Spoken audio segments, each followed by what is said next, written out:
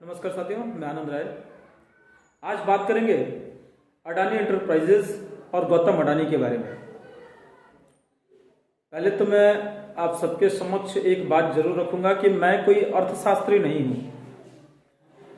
मैं एक साधारण, आपकी तरह साधारण जनता में से एक छोटा सा व्यक्ति हूं जो समय समय पर कुछ मुद्दों पर, जो सामाजिक हो या राजनीतिक हो, ऐसे मुद्दों पर आपके बीच अपनी बातों को रखने के लिए यहां उपस्थित होता हूं। चूंकि मैं अर्थशास्त्री हूं नहीं, और विगत कई दिनों से जिस प्रकार एक विदेशी रिपोर्ट के जरिए अडानी एंटरप्राइजेज और गौतम अडानी के ऊपर जिस तरीके से हमला किया गया और पूरे हमारे देश की विपक्षी पार्टियों द्वारा जिस तरीके से भारतीय अर्थव्यवस्था का सबसे बड़ा विलेन गौतम अडानी को बनाया गया, तो मेरे अंदर भी एक उत्सुकता आई और मैंने भी कुछ रिसर्च किया, कुछ पढ़ने की चेष्टा की, तरह तरह के आर्टिकल्स देखे, कई लोगों के व्यूज को सुना। उसके ऊपर मैंने भी कुछ निष्कर्ष निकाला जो आज आपके बीच में रखूंगा। सबसे पहले बात करेंगे एक विदेशी रिसर्च कंपनी जो एक रिसर्च लेके आती है अडानी एंटरप्राइजेस के बारे में।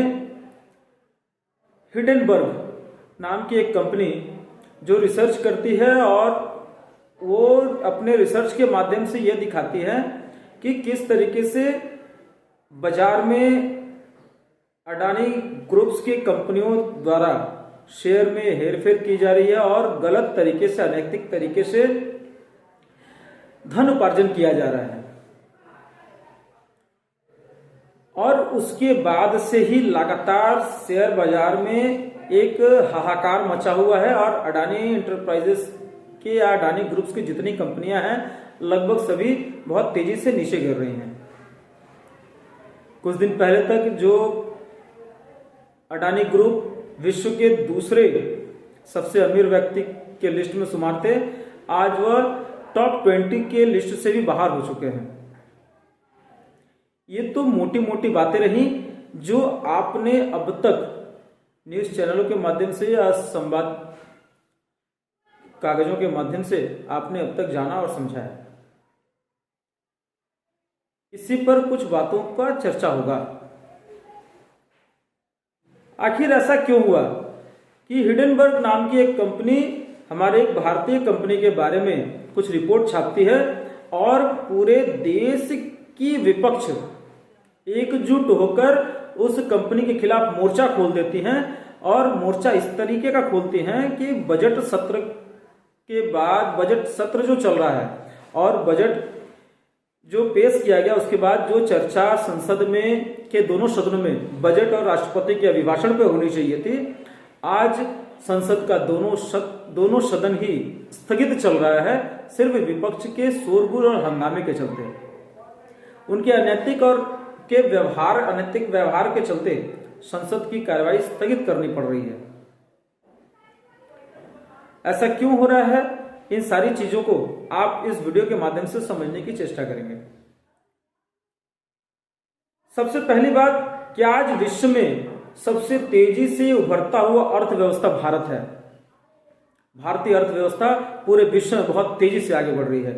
कोरोना के बाद जिस तरीके से पूरे विश्व की अर्थव्यवस्था धराशायी हो रही है, कई देशों में हाहाकार मचा हुआ है, महंगाई चरम पे है, लोगों के पास खाने तक का सामानों का अभाव हो जा रहा है, वहीं आज भी भारत में लोग खुशहाल जीवन जी रहे हैं। इसका एक सबसे बड़ा सबूत है कि भारतीय अर्थव्यवस्था विश्व में सबसे तेजी से आगे बढ़ रही है। तो चूंकि भारतीय अर्थव्यवस्था जब बहुत तेजी से आगे बढ़ रही है, तो जरूर कुछ ऐसे देश भी हैं जिन्हें भारत की तरक्की से जलन होती होगी। ऐसी कुछ विदेशियों के जरिए हो सकता है ऐसा कुछ षड्यंत्र रचा गया हो, जिस षड्यंत्र के तहत हिडेनबर्ग ने एक रिपोर्ट पेश की। अब आते हैं ये इन मोटी बातों के बाद पहले हम जानेंगे कि जिस गौतम अडानी और अडानी ग्रुप्स के ऊपर ऐसा रिपोर्ट आया है, वह अडानी है कौन? ऐसा तो है नहीं कि अडानी का जन्म 2014 के बाद हुआ और इन 8 सालों में ही वो इतने बड़े हो गए कि वो जन्म लेने के साथ दौड़ने लगे और बिजनेस करने लगे और पूरे बिजनेस वर्ल्ड में उनका नाम होने लगा और विश्व के दूसरे सबसे अमीर व्यक्ति बन गए। ऐसा तो है नहीं। जरूर उन्होंने बिजनेस पहले से शुरू किया होगा। तो आइए जानते हैं कि गौतम अडानी कौन थे। 19 साल का एक लड़का मुंबई से लौटता है और प्लास्टिक का बिजनेस शुरू करता है और देखते देखते पहली बार ट्रेड और कम्युनिटी की एक फर्म चालू करता है 1989 में, जिसकी टर्नओवर होती है 2.2 करोड़। 1981 में जो 19 साल का बच्चा एक प्लास्टिक का बिजनेस शुरू करता है, वही पहली बार 1989 में ट्रेड और कम्युनिटी का एक फर्म खोलता है और टर्नओवर होता है 2.2 करोड़। 1992 में कारगिल और अडानी जॉइंट वेंचर्स आती है और गुजरात सरकार के साथ संयुक्त रूप से बिजनेस करती है और गुजरात सरकार के द्वारा मुद्रा पोर्ट सॉल्ट एक्सपोर्ट के लिए अडानी ग्रुप को दे दी जाती है। उस समय गुजरात और केंद्र दोनों जगह कांग्रेस की सरकार थी, वही कांग्रेस जो आज सबसे ज्यादा हो हल्ला मचा रही है और टर्नओवर पहुंच जाता है 150 करोड़। 1998 में मुद्रा पोर्ट की पूरी शिप यार्ड दे दी जाती है गुजरात सरकार द्वारा उसके देख रेख के लिए, उसको डेवलप करने के लिए। 1999 में सबसे बड़ा कोल ट्रेडिंग का लाइसेंस मिलता है।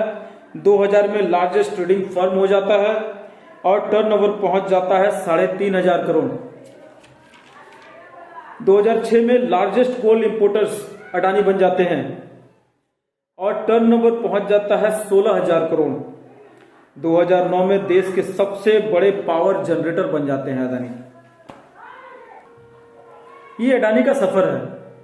समय समय पर जब जब जिसकी सरकारें होती हैं, सारे उद्योगपति हर पार्टी की सरकारों के साथ तालमेल मिलाकर चलते हैं और हर राजनीतिक दल ऐसे उद्योगपतियों के साथ तालमेल मिलाकर काम करते हैं, क्योंकि सबको बिजनेस की जरूरत होती है, सबको ट्रेड की जरूरत होती है और सब चाहते हैं कि कोई इंडस्ट्री लगती है तो डेवलपमेंट हो और लोगों को रोजगार मिले।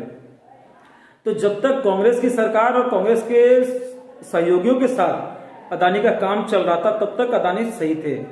आज अचानक ऐसा क्या हो गया जिसके चलते अडानी को विलन बना दिया गया, हल्ला मचाया गया कि LIC और SBI का पैसा जो अडानी ग्रुप में लगा हुआ है वो डूब गया, जिसके चलते LIC तबाह हो गई।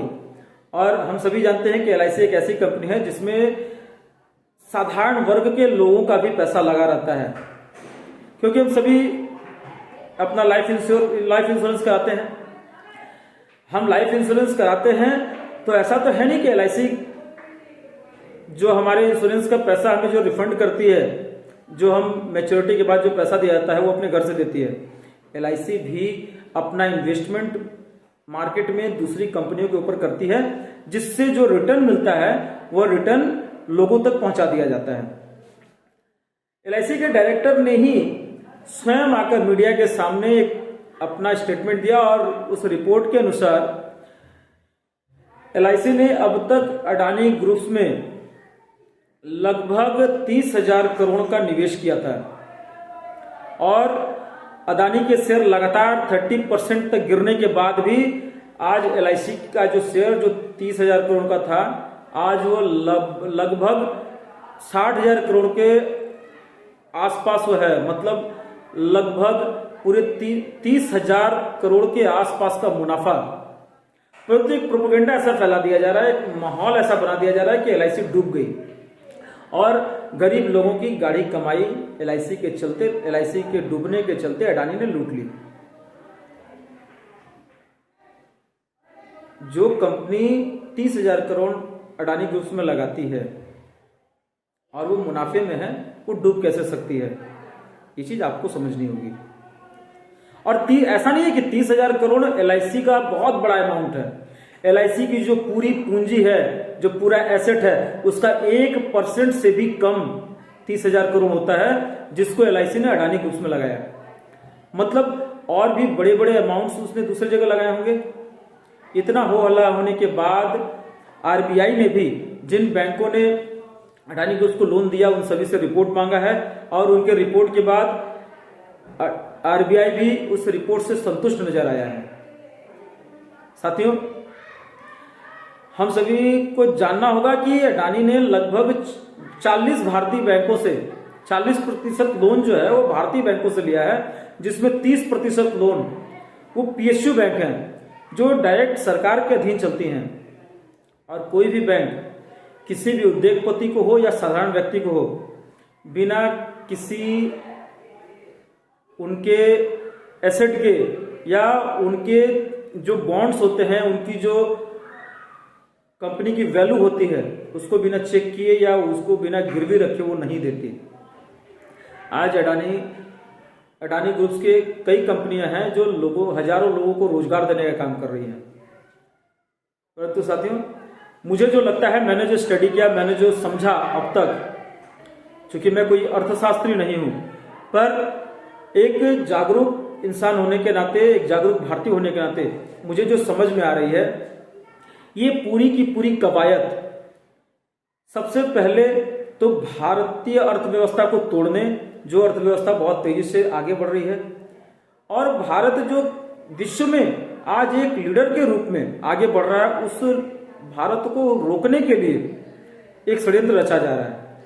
और उस षड्यंत्र का हिस्सा बन रहे हैं हमारे देश के तमाम विपक्षी दल, वो कांग्रेस हो, तृणमूल हो, CPI हो, आम आदमी पार्टी हो, शिवसेना हो, जितने लोग हैं, ये सारे के सारे देश का विरोध करने पे उतारू हैं, क्योंकि उन्हें केंद्र सरकार का विरोध करना है।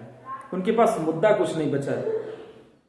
और यकीन मानिए, जहां तक मेरी समझ काम करती है, आप सभी लोग ज्यादा समझदार हैं, अडानी का विरोध सिर्फ एक रीजन से हो रहा है। वो रीजन है, अडानी खुद एक गुजराती हैं, और यही कारण है कि अडानी का आज विरोध हो रहा है। अगर शायद अडानी के जगह पर कोई दूसरा बिजनेसमैन होता, दूसरे उद्योगपति होते, तो शायद इतना हो हल्ला मुझे नहीं लगता कि होता। साथियों, यही सारा विषय आज जो चल रहा है समाज, आज जो अपने देश में चल रहा है, इन सभी के ऊपर सोचने और समझने की जरूरत है। दूसरे के बहकावे में आकर हम अपनी कोई ऐसी राय न बना लें जिसके चलते हमें भविष्य में यह पछतावा हो कि हमारा देश जिस ऊंचाइयों तक पहुंच रहा है, जितनी तेज गति से आगे बढ़ रहा है, उस गति पे कहीं रोक लगे। ये सारे सवाल, सारे तथ्य आपके समक्ष हैं। आप सोचिए, आप विचार करिए, और अपने विचारों को दूसरों तक जरूर साझा करें। अगर ये वीडियो आपको अच्छा लगा हो, इस वीडियो के माध्यम से मैंने कुछ भी आप तक कुछ पॉजिटिव पहुंचाने का काम किया हो, तो इस वीडियो को जरूर लोगों तक पहुंचाएं, और इस वीडियो को ज्यादा से ज्यादा शेयर करें। और जो भी कमी या इसके अलावा भी कुछ अगर आपको जानने की या पूछने की इच्छा हो, तो बेझिझक कमेंट बॉक्स में मुझे लिख सकते हैं। मैं जरूर कोशिश करूंगा आपके हर सवाल का जवाब देने की। इसी के साथ आपसे विदा लूंगा। जय हिंद, वंदे मातरम, भारत माता की जय।